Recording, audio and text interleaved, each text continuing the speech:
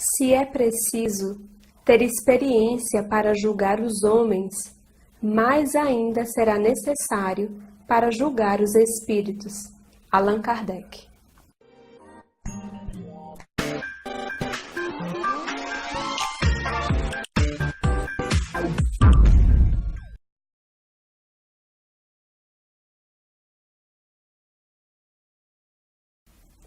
Muitas pessoas acreditam que os espíritos desencarnados estão presentes apenas em lugares mal assombrados ou em centros espíritas. Mas nós aprendemos com a doutrina espírita que os espíritos desencarnados estão por toda parte, em todos os lugares. Existe uma questão em O Livro dos Espíritos, que é a questão 456, em que Kardec pergunta o seguinte: os espíritos veem tudo o que fazemos? Podem ver, pois constantemente vos rodeiam, mas cada um só vê as coisas a que dá atenção, não se ocupando das que lhes são indiferentes. O artigo da Revista Espírita, de janeiro de 1858, que nós separamos para o nosso estudo de hoje, se chama Diferentes Naturezas das Manifestações. Se os espíritos estão por toda parte, como afirma a doutrina espírita, Kardec dirá, logo no início desse artigo da Revista Espírita, que eles podem atestar a sua presença de diversas maneiras, e isso vai variar conforme a aptidão, a vontade e o maior ou menor grau de elevação. Então, vamos recapitular? Eles estão por toda parte e a manifestação da presença desses espíritos ao nosso redor podem variar conforme a aptidão, vontade e o maior ou menor grau de elevação desses espíritos. É interessante pensar sobre essas três palavras, porque a aptidão vai se referir à capacidade, à possibilidade, aos atributos que esse espírito precisa ter para se apresentar, para fazer determinadas coisas, como, por exemplo, a sua inteligência, ou, de um outro lado, a sua elevação moral, quando nós falamos do grau de elevação. Mas existe também a questão da vontade. Eu sempre lembro do Leon Denis, quando ele fala das potências da alma, no livro O Problema do Ser, do Destino e da Dor. E ele fala de várias potências, mas ele coloca a vontade como uma espécie de motor, como uma força motriz que vai impulsionar todas as outras potências.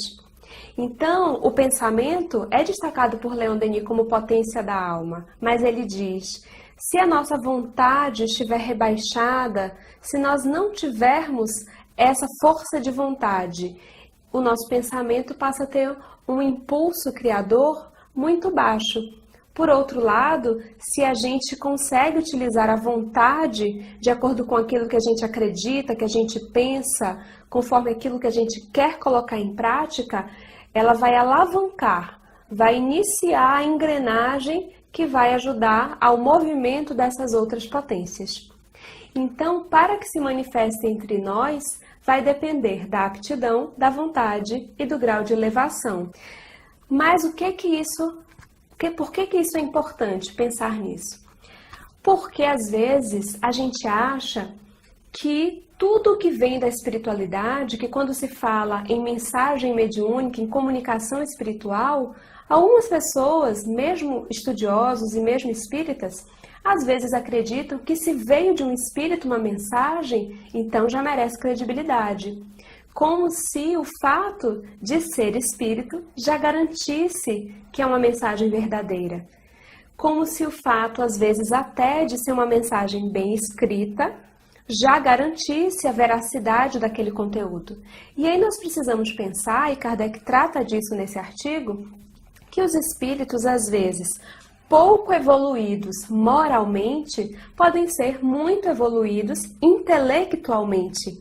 E por conta disso, podem inclusive ser líderes de falanges espirituais que têm o objetivo de nos atormentar, de atrapalhar o nosso trabalho nas casas espíritas ou fora das casas espíritas, ou mesmo de se entreter às nossas custas, de nos ludibriar.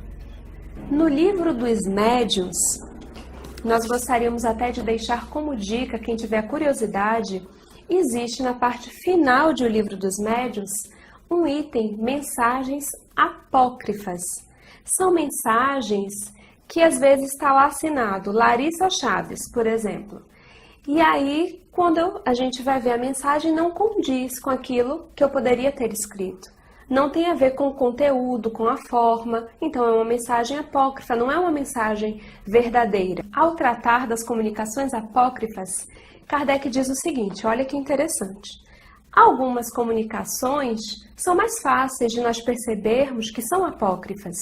Às vezes, por ser uma linguagem vulgar, pelo próprio equívoco, às vezes, na utilização das palavras. Então, pode assinar como se fosse um espírito ilustre de um literato conhecido. E então, a pessoa que conhece aquilo, quando vai buscar, vê que não bate. Mas ele diz assim, existem outras, no entanto, em que o erro dissimulado entre coisas aproveitáveis chega a iludir, impedindo às vezes que se possa percebê-lo à primeira vista. Tais comunicações, porém, não resistem a um exame sério. E quem tiver curiosidade de buscar no Livro dos Médiuns as comunicações apócrifas, vai ver como é interessante. Existem duas mensagens cuja assinatura é Jesus. E quando nós lemos as mensagens, acreditem quem ainda não teve oportunidade de ler. Não são mensagens facilmente identificáveis por qualquer pessoa, porque não existe um erro direto. E a gente percebe que o Espírito utiliza uma linguagem e de irmãos, na tentativa, fala como sendo Jesus. Não é tão fácil perceber que está equivocado. Mas aí Kardec coloca uma observação, que o tom da mensagem, não o conteúdo específico, mas o tom da mensagem mostra que não é Jesus, porque não tem humildade. Ele, de uma certa forma, está muito exaltado, o espírito que escreve. Então é na sutileza, no estudo, é na observação que Kardec pode perceber isso. Não é tão simples. Kardec também fala nessa mensagem, nesse artigo da Revista Espírita, sobre a forma como essas manifestações espirituais podem acontecer. E aí ele vai colocar vários exemplos. Então nós sabemos que a manifestação espiritual pode se dar por uma simples inspiração. Então quem de nós nunca percebeu, tem algo me dizendo?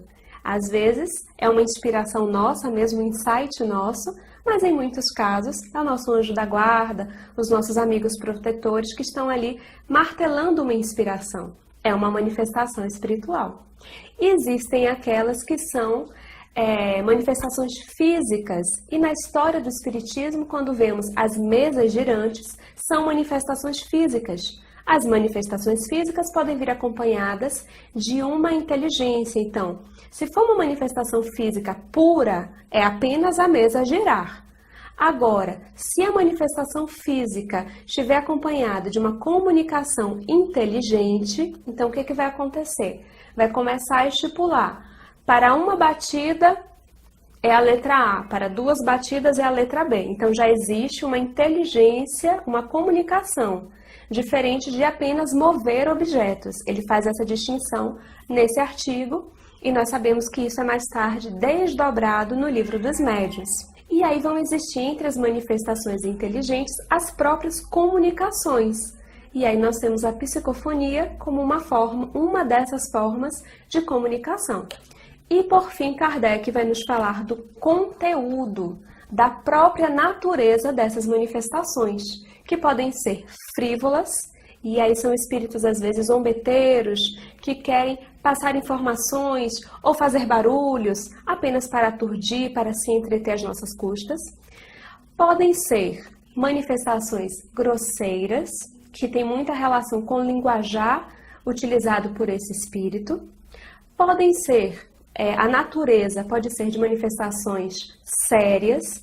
Então, mesmo que não tenha um cunho elucidativo, mesmo que não seja um objetivo de trazer uma lição, mas as mensagens, por exemplo, trazidas por Chico para consolar aquelas mães, eram mensagens sérias, ainda que tivessem um cunho particular, um objetivo direto para aquelas mães, mas são manifestações sérias. E existem as manifestações instrutivas.